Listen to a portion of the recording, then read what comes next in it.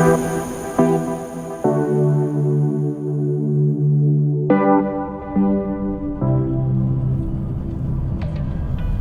think the last time we spoke was mid-April. And at that time, I hadn't yet started any treatment. And I started that on the 24th of May, and I sat in the car, in the car park, in the dark, and made this video. Pretty dark in here, so you're just going to have to imagine what I look like, but today's the first day of my radiation treatment, and I just wanted to grab a quick vid before I head in. Now, since then, there have been 28 treatments, and that's every day except the weekend, so Monday to Friday, 5 days a week, from the 24th of May until the 3rd of July, which is last Monday was the last one. And while we anticipated some side effects, which I think I spoke about, there were none. I mean, the only side effect that I got was fatigue, and who knows exactly what the cause of that was. I mean, first, I told you on a course of testosterone blocker, and that in itself would cause fatigue. Then, because it was every day for 28 days, Monday to Friday, which was about 4 hours all up, then a change of medication as well, plus of course the treatment. So it's likely that, you know, the fatigue was inevitable anyway, and who can say exactly what the cause was, given that, you know, when you do a scientific study, for example, you look at adding one variable, because then you can determine whatever the result was due to that one variable. And of course, naturally, you have a control group as well. In my case, of course, there's only me, so no control group. But secondly, of course, there was a whole bunch of variables, so it's impossible to say exactly what it was that might have caused the fatigue. Here we are now, 2 or 3 months on from that last video, and I'm pleased to report that life is great. I'm just actually heading towards Canungra, which is, I guess, probably best known as an army town. There's an army base out here. But it's a fantastic little village, I love it, and there's a great little cafe there called the Trading Post or something like that, which I pop into often for lunch, and that's where we're heading right now. Now, there are a few things that I wanted to talk about, and we'll take some time after lunch to go through a few of those.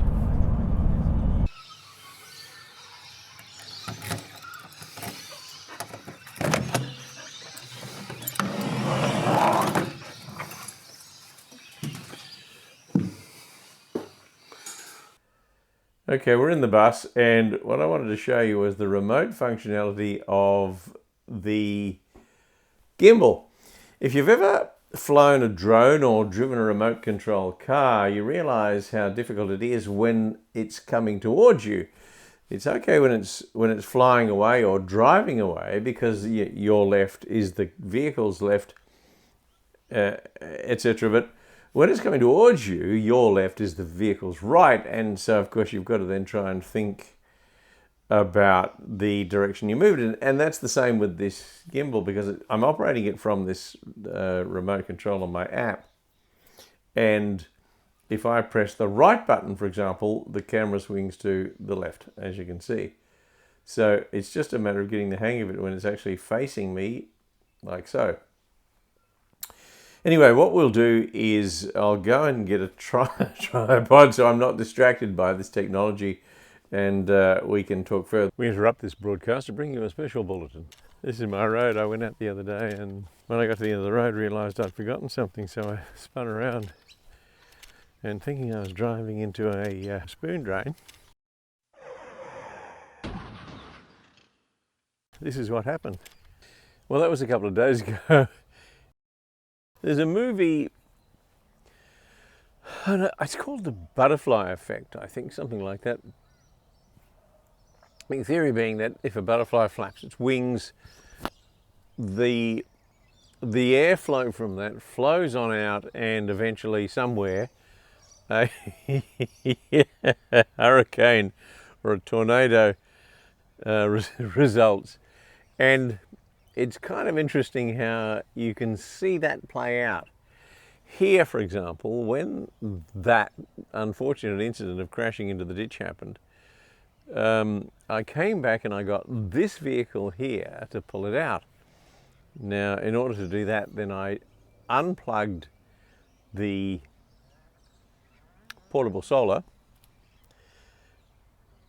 and then when I came back, neglected to plug that back in again. Now, the portable solar is what charges the battery, which is in here in this cabinet, that runs this fridge. So the fridge continued to run, battery ran flat, and now I've got the issue of having to charge the battery in this, because as you can see, it's pretty overcast and the battery's just not charging with that small portable solar panel. So let's go and get the charger and see what we need to do in order to charge this back up again. Batteries are under here,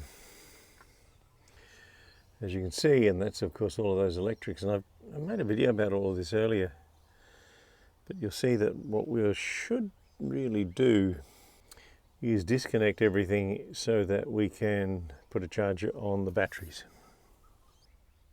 And we've got 12.28 volts, so I'm going to hook up the charger here and give it a boost. Okay, battery's on. I've just checked on it and it's coming up pretty good, so I don't think the battery's done for, but I have to keep in mind that I put that in the Troopy in 2019, and I made a video about that, and I'll put a link to that in the description, which is now 4 years ago. And at the time too, though, those batteries weren't new anyway. They were 2016 from memory, so they're now 7 years old, and they have run non-stop for the last 4 years in the Troopy, charged only by, well, the driving itself, because it's the solar controller, or the controller is a smart controller that's also hooked up to the alternator, so it charges when driving and then it charges from a solar panel when stationary. But it's probably lately has spent a lot more time stationary than it has going anywhere, and so it just relies on that trickle from the solar panel, and with leaving it disconnected for a day, that simply was just too much. So I wonder then whether the battery itself is now kind of reached end of life. 7 years is actually pretty good for a battery. Now, I did want to touch on a couple of other things, and that is that as I spoke about that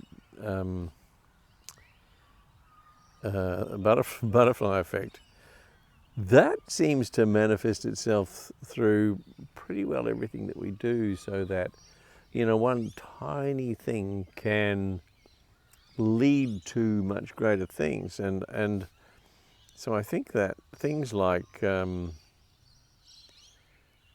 the compounding of frustration or irritation, or even you know, one's mood,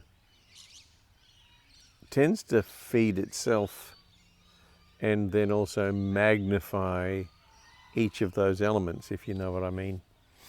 So when you get irritated over something minor, you know, let's say plunging your car into a ditch, then I came back and I got the Troopy, as I said, and only to find when I got there that the winch wouldn't engage, so I had to then turn it around and tow it out.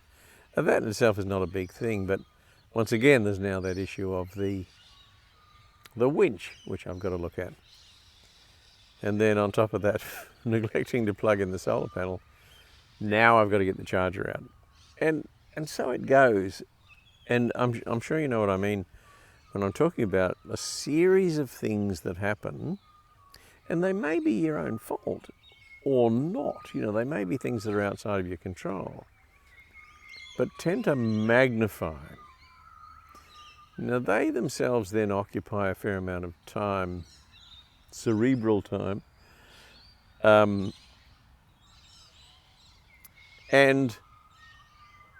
then you have yourself a kind of a mental list of tasks to complete. You know, so now I've got to look at the winch, you know, now I've got to hook up the battery, now I've got to see if the battery's even salvageable, and do I then need to start looking for a new battery, etc., etc. And the mistake that I made in building that Troopy, and this is probably worthwhile noting for anyone who's doing any kind of building at all of any sort, is that when you custom build cabinetry or racking or whatever it might be for a particular purpose, that when whatever it's designed to go in there fails, you then have the problem of trying to replicate that with something that's exactly the same size or capacity or whatever it might be. So that cabinetry that was built was actually built completely around the batteries. So the batteries were the very first thing that went in, and then everything else was built around them, which means that the only way you can replace the batteries in those is with batteries of an identical size. Now that in itself is not necessarily a huge issue because it might be possible, but it does limit your options for future improvement or development or replacement, because now you're kind of stuck with batteries of only that size. And I did actually look at a battery online on Facebook Marketplace last night. It's a 200 amp hour battery, but it weighs 73 kilograms. And you saw the cabinet that those batteries are in. There is no way that a single person, or probably even two people, could lift a 70 plus kilogram battery into that space. And if ever you need to do anything at the side of the road, forget it, you'd never get it out. So it's important, I think, you know, that I stick with smaller capacity batteries because of the manageable weight. Those batteries themselves weigh about 24 kilograms, so they're not actually light to handle in the first place. So you certainly don't want to make life much more difficult for yourself by putting in a 70 plus kilogram battery. Now the other thing that I did want to talk about was that I have a plan, and well, a couple of plans. One is that following the arduous treatment regime, you know, of every day for 5 weeks or 5.5 weeks or whatever it was, I kind of wanted to reward myself with a trip away, and so I'm actually planning on taking a run out west, I'm thinking, which for me is maybe somewhere out like Quilpie. Now, I've never been to Quilpie. I've been as far west as, I don't know, Charleville, but I've never been out as far as Quilpie, and that really is true outback Australia out there. So I'm looking forward to taking a run out there, and as I've mentioned earlier, invested in some camera gear, I'm also looking forward to doing some photography and video out that way too, so I'll be sure to capture that trip. Then the second thing is that I've bought a cabin, and I know that sounds grand, but it actually isn't. It's just basically a steel frame and a roof, and it's 3 by 3.6, so what is that, 10 square meters or something, so it's not huge, no bigger really than a large bedroom. But the plan is to erect it, because it's just like a flat pack in that sense, is to erect it on the fence line out the front there, between the house yard and the front yard, and then clad and line and, you know, get power and water to it. Not to try and replicate a little house or anything like that, but somewhere where it's possible to go and do some reading, have a snooze, make videos, say for example, you know, something like this.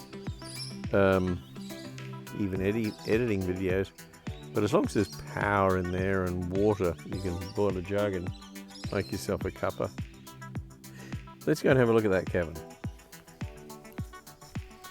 It's down the front here, so we'll wander on down. We might check on the Troopy in the meantime too, hey? See what that battery charger is up to. Luckily we can kind of poke our face in the window. You might be able to see yourself if you look in. It's showing the battery. I don't know whether you can actually see that or not. It's working. Let's wander down the front, we'll take a look at the cabin.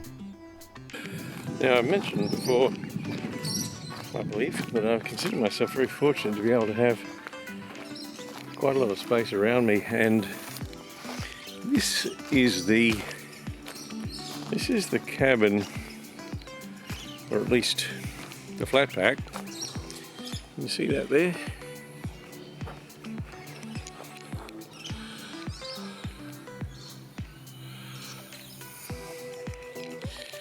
It's 4 sides and those roof sheetings, which are the, I don't know exactly what they're called, but with that insulated, sandwiched in between an internal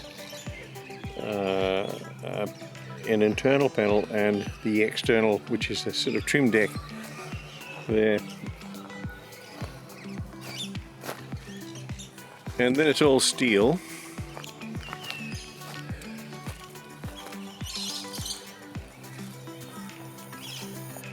And the plan is to put it right here. Can you see this behind me? Here, where this fence is. Pull this section of fence out and plop it here. That's probably pretty well it for this video. And like I said, I'm hoping next week I can hit the road and head off to Quilpie, in which case we'll make a video about that, and that might be our next adventure. Thanks for watching.